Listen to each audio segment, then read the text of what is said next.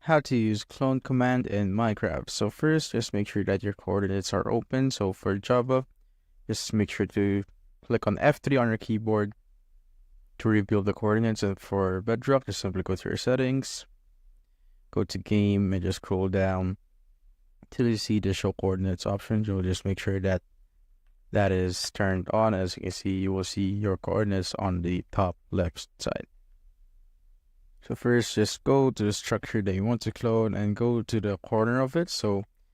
And once you're here, just basically get the coordinates of that particular corner.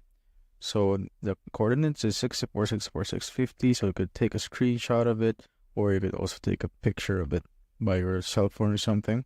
I'm just gonna take a picture of it. Now do it for the other side, of course. So this is the other side, and make sure that the height is correct. So just make sure that you are aligned on the corner right here, and of course also the height. So I'm gonna make it this one. So this is the coordinates. So it was just like that. And now I'm just gonna take a screenshot again, save it to my files right here. Now once that's done, you just simply need to go to a part where you want to copy the structure to. Let's say I want it to be right here on this ground. Now I'm just gonna take a screenshot of this part again. Just gonna paste it on my notes.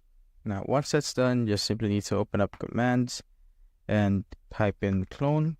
And for the first one, put on the first note that we had, or the first coordinates that we had. So it was 64, 64, and 650, then space. Next one is the next coordinates.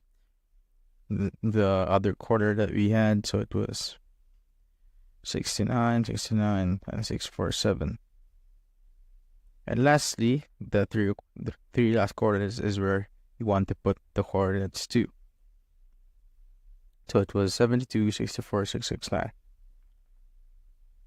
72, 64, and 669. Just like that, and just click on enter on your keyboard.